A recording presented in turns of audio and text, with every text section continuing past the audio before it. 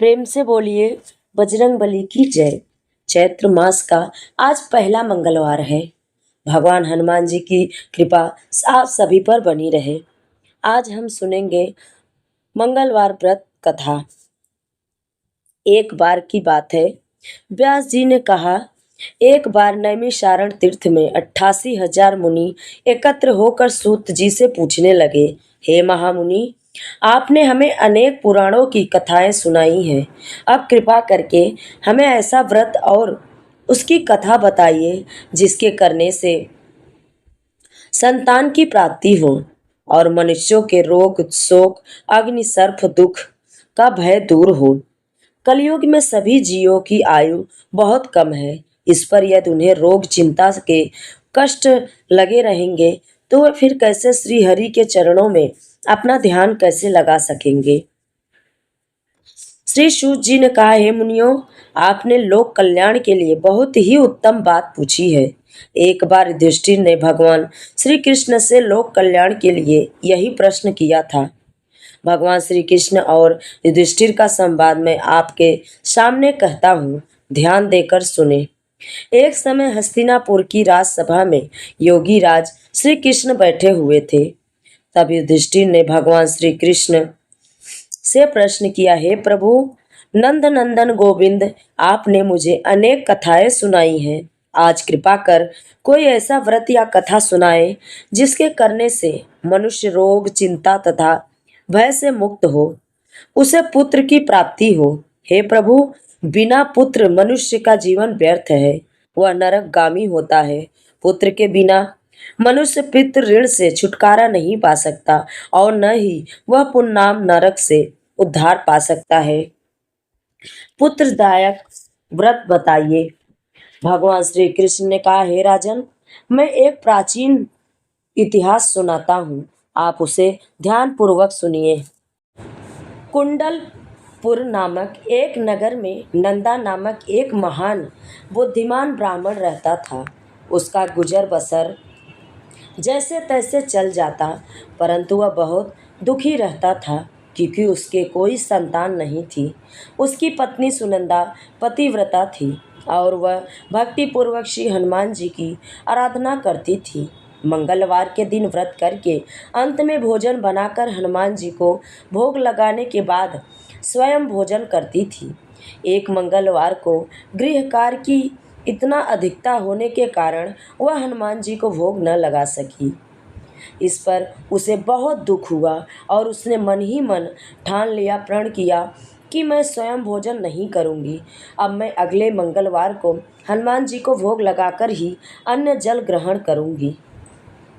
ब्राह्मणी सुनंदा प्रतिदिन भोजन बनाती, श्रद्धापूर्वक पति को खिलाती, परंतु स्वयं भोजन ग्रहण नहीं करती और मन ही मन श्री हनुमान जी की आराधना करती। इस प्रकार 6 दिन तक ब्राह्मणी सुनंदा अपने प्रण के अनुसार भूखी प्यासी निराहार रही, परंतु 7वें दिन मंगलवार को वह प्रातःकाल ही बेहोश होकर गिर पड़ी। सुनंदा की इस असीम भक्ति से श्री हनुमान जी बहुत प्रसन्न हुए और उसके सम्मुख प्रकट होकर बोले, बेटी सुनंदा, मैं तेरी भक्ति से प्रसन्न हूँ, तू उठ और वरदान मांग। सुनंदा अपने आराध्य देव श्री हनुमान जी को अपने समक्ष पाकर आनंद से विहीन हो गई। उसके चरणों में गिर पड़ी और बोली, हे प्रभु, मेरा कोई संतान नहीं है, कृपा करके मुझे संतान प्रदान करे। श्री हनुमान जी ने कहा, तेरी इच्छा अवश्य पूर्ण होगी। तेरे यहाँ एक कन्या उत्पन्न होगी, उसके अष्टांग प्रतिदिन सोना दिया करेंगे। इस प्रकार वर देकर श्री हनुमान जी अंतर ध्यान हो गए। ब्राह्मणी सुनंदा बहुत हर्षित हुई। उसने यह समाचार अपने पति से जाकर कहा।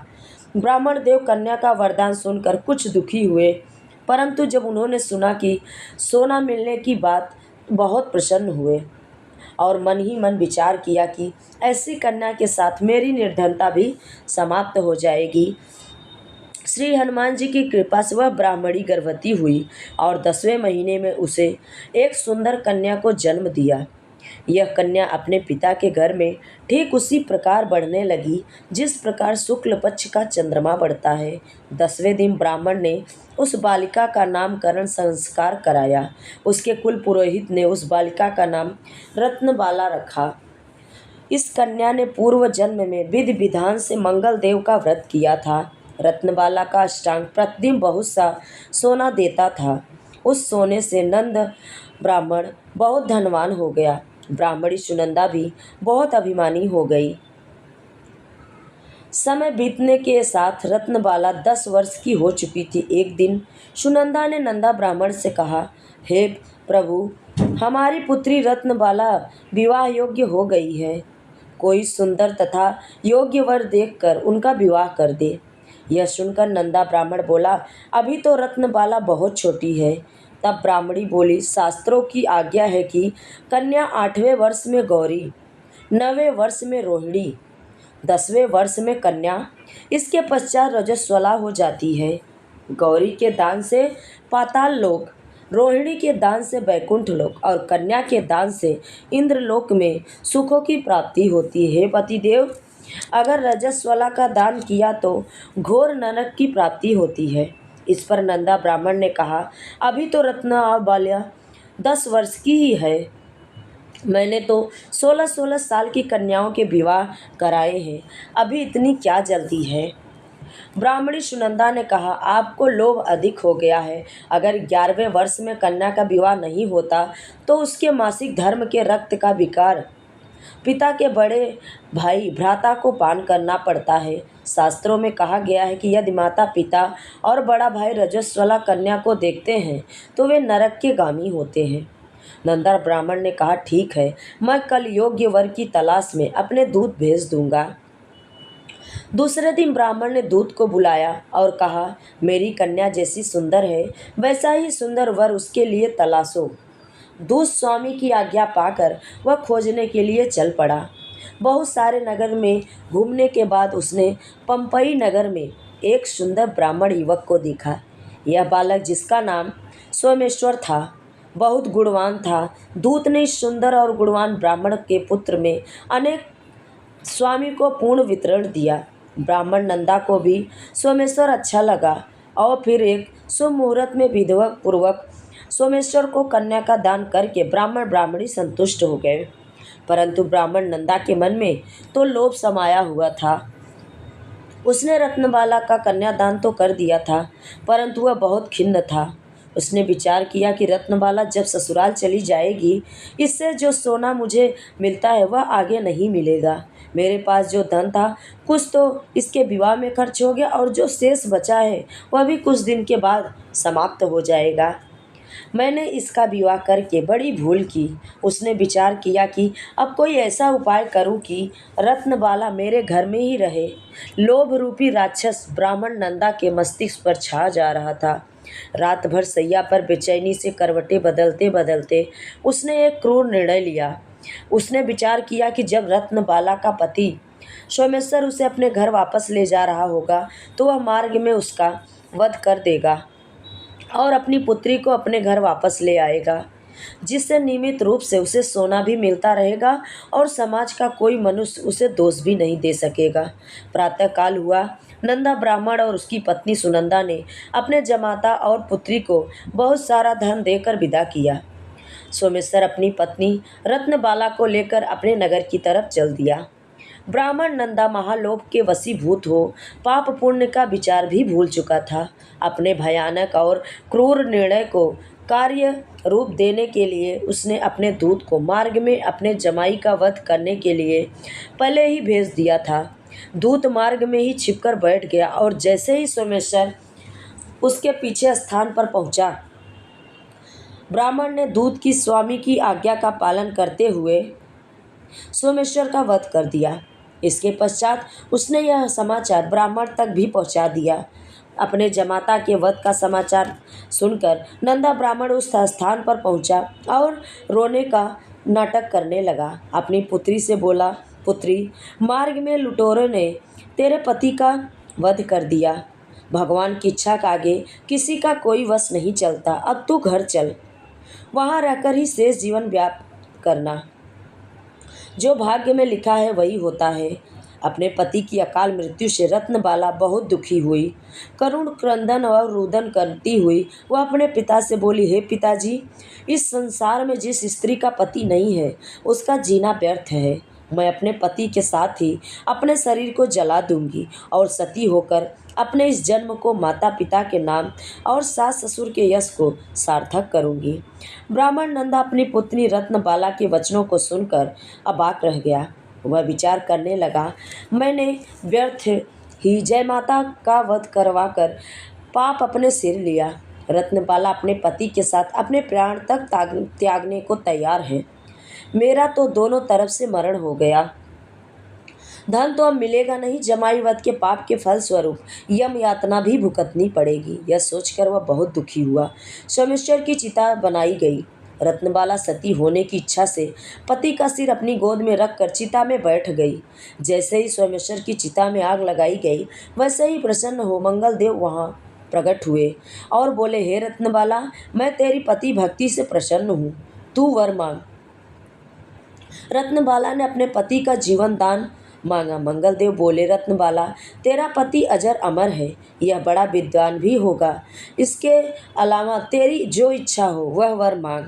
रत्नबाला ने कहा, हे ग्रहों के स्वामी, यदि आप मुझ पर प्रसन्न हैं तो मुझे यह वरदान दीजिए कि जो भी मनुष्य मंगलवार के दिन प्रातःकाल लाल पुष्प लाल चंदन से पूजा करके आपका स्मरण करे, उसे रोग व्याधि न हो, स्वजनों से कभी वियोग न हो, सर्प अग्नि और शत्रुओं का भय न रहे। जो स्त्री मंगलवार का व्रत करे वह कभी विधवा न हो। मंगलदेव तथास्तु, ऐसा ही हो कहकर अंतर ध्यान हो गए। मंगलदेव की कृपा से सोमेश्वर जीवित हो उठा। रत्नबाला अपने पति को पुनः प्राप्त कर बहुत प्रसन्न हुई। सोमेश्वर अपनी पत्नी को लेकर अपने नगर को चल गया। इसके बाद से दोनों पति पत्नी मंगलदेव का व्रत प्रत्येक मंगलवार को करने लगे और मंगलदेव की कृपा से इस लोक का सुख ऐश्वर्य भोग कर अंत में स्वर्गलोक को चले गए। हे महाबली बजरंगबली, आपने जैसे रत्नबाला और सोमेश्वर को अपना कृपा दृष्टि बनाए रखे, वैसे ही सभी भक्तों पर अपनी कृपा बनाए रखिए। जो भी नियम और श्रद्धा से आपका व्रत का पालन करे, उसकी कभी रोग दोष निकट नहीं आए। प्रेम से बोलिए बजरंगबली की जय। अब सुनते हैं मंगलवार व्रत की दूसरी कथा। बहुत समय पहले की बात है। गजासुर नामक एक असुर था जो महिषासुर का पुत्र था। जब माता दुर्गा ने महिषासुर का वध किया तब वो अपनी माता के गर्भ में था। जब उसका जन्म हुआ तो उसने अपनी माता से अपने पिता की मृत्यु का कारण पूछा। तब उसकी माता ने बताया कि किस प्रकार माता पार्वती ने देवी दुर्गा के रूप में प्रकट लेकर उसके पिता का वध किया था। ये सुनकर गजासुर अत्यधिक क्रोधित हुआ और उसने यह प्रतिज्ञा की कि जिस प्रकार से माता ने उसे अनाथ किया, वो भी आप उनके पुत्र गणेश का वध कर उन्हें दुख देगा। किंतु श्री गणेश का वध किस प्रकार किया जा सके, ये सोचकर उसने परम पिता ब्रह्मा की कई युगों तक तपस्या की। ब्रह्मदेव के प्रसन्न होने पर उसने उनमें अमरता का वरदान मांगा, जिसे देने से ब्रह्मा जी ने मना कर दिया। तब उसने सोचा कि सृष्टि में केवल काम ही है जो सर्वत्र व्याप्त है। यही सोचकर उसने ब्रह्मदेव से ये वरदान मांगा कि उसका वध केवल उसी के हाथ से हो जिसने काम को जीत लिया हो। ब्रह्मा जी ने उसे यह वरदान दे दिया और अंतर ध्यान हो गए। वरदान प्राप्त कर वो निरंकुश हो गया और सृष्टि में उत्पात मचाना आरंभ कर दिया। इतने बल के बाद भी श्री गणेश जी को परास्त करना उसके लिए असंभव था। इसी कारण उसने राम भक्त का स्वांग रचा और महाबली हनुमान की तपस्या आरंभ कर दी। जब महाबली ने देखा कि उन्हीं के समान एक राम भक्त उनकी तपस्या कर रहा है तो उन्होंने गजासुर को दर्शन दिए। गजासुर ने उनसे वरदान का वचन लेकर कहा कि शिवपुत्र गणेश श्री राम की सदैव अवहेलना करता है। मैं चाहता हूँ कि आप उससे युद्ध कर उसे मृत्यु दंड दें। हनुमान जी वचनबद्ध थे, इसलिए वे श्री गणेश से युद्ध को चले। मार्ग में उनकी भेंट देवर्षि नारद से हुई। उन्होंने देवर्षि से पूछा कि क्या वास्तव में गणेश रामद्रोही हैं।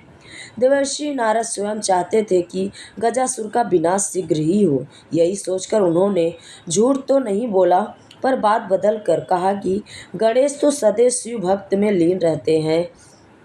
श्री राम का स्मरण करते तो मैं उन्हें भी कभी नहीं सुना। देवर्षि से ऐसा सुनकर हनुमान जी उन्हें सत्य मानकर कैलाश पहुँचे और श्री गणेश को ललकारा। उधर देवर्षि तत्काल माता पार्वती के पास पहुंच गए और उन्हें सूचना किया कि महाबली हनुमान विघ्नहर्ता से युद्ध करने कैलाश पर्वत पहुंच गए हैं। ये सुनकर माता महादेव के पास उस युद्ध को रोकने के लिए चल दी। उसी समय गजासुर ने उनका मार्ग रोका और हंसते हुए कहा कि हे देवी, जिस प्रकार तुम्हारे कारण मैं अपने पिता के लिए तड़पा हूँ, तुम भी आज अपने पुत्र के लिए तड़पोगी। ये देखकर उनका अंत समय जानकर महादेव उसके वध को प्रस्तुत किए। उधर हनुमान जी अपने पंचमुखी स्वरूप के साथ गणेश जी से युद्ध करने लगे। दोनों रुद्र के ही अंश थे और दोनों की शक्ति की कोई सीमा नहीं थी। दोनों अनेक प्रकार के दिव्य अस्त्रों से एक दूसरे पर प्रहार करने लगे, किंतु उसका कोई परिणाम नहीं निकला। वे दोनों ऐसे देवता थे जिन्हें बचपन में ही अनेकों देवताओं से कई वरदान मिले थे। दोनों के बीच युद्ध बहुत देर तक चलता रहा, किंतु कोई पीछे हटने को तैयार नहीं था। युद्ध को अधिक खींचता देखकर श्री गणेश ने अपना अमोघ अंकुश हनुमान जी पर चलाया। पनपुत्र ने अपनी अमोघ गदा को उसके प्रतिकार के लिए चलाया। जब दोनों दिव्य शास्त्र टकराए तो पूरी सृष्टि हिल गई। उसी समय गणेश जी ने अपनी सूंड से हनुमान जी को और पवन पुत्र ने अपनी पूंछ से विघ्नहर्ता को इस प्रकार जकड़ लिया कि दोनों युद्ध लड़ने में असमर्थ हो गए। उधर गजासुर काल के वेश में आकर महादेव से टकराया। सृष्टि में महादेव ही ऐसे हैं जिन्होंने काम को जीता हुआ है। यही ब्रह्मा जी का वरदान भी था। उस असुर का अंत समय निकट आया देखकर महादेव ने तत्क्षण अपने त्रिशूल से गजासुर का मस्तक काट दिया। इस प्रकार उस अन्यायी असुर का अंत हुआ। तब शिव शक्ति तुरंत उस स्थान पर पहुंचे जहां श्री गणेश और हनुमान जी एक दूसरे को जकड़े विवश खड़े थे। महादेव ने उस दोनों को मुक्त किया और समझा बुझाकर उस युद्ध को रुकवाया। तब माता पार्वती ने हनुमान जी को गजासुर के छल के विषय में बताया और ये भी बताया कि वे असुर महादेव के हाथों मारा जा चुका है। पिता ने और माता ने कहा कि राम और शंकर में कोई भेद नहीं है, दोनों एक ही हैं। जो दोनों को अलग समझता है उन्हें किसी की भी भक्ति प्रदान नहीं होती।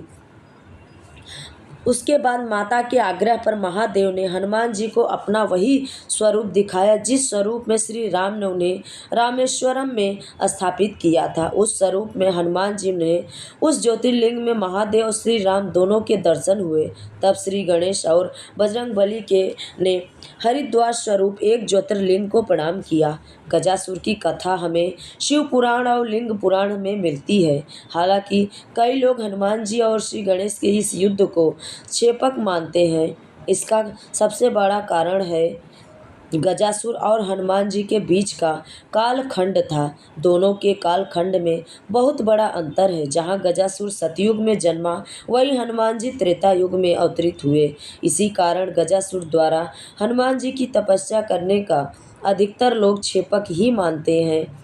इनके अतिरिक्त इन दोनों के युद्ध का स्पष्ट वर्णन हमें शिव पुराण में नहीं मिलता। इन सबके बाद भी ये कथा लोक कथा के रूप में जनमानस में बड़ी प्रसिद्ध है। वास्तव में इस कथा के द्वारा श्री गणेश और हनुमान जी की परस्पर एक दूसरे के सम्मान और महत्ता में वृद्धि है। शिव पुराण में वर्णित गजासुर की कथा के बारे में हम किसी और से नहीं जानते। जय श्री गणेश, जय हनुमान। प्रेम से बोलिए गणेश जी भगवान की जय, बजरंगबली की जय। आप सभी को कथा अच्छी लगे तो लाइक, शेयर और चैनल को सब्सक्राइब जरूर करें। कमेंट में जय बजरंगबली जरूर लिखें।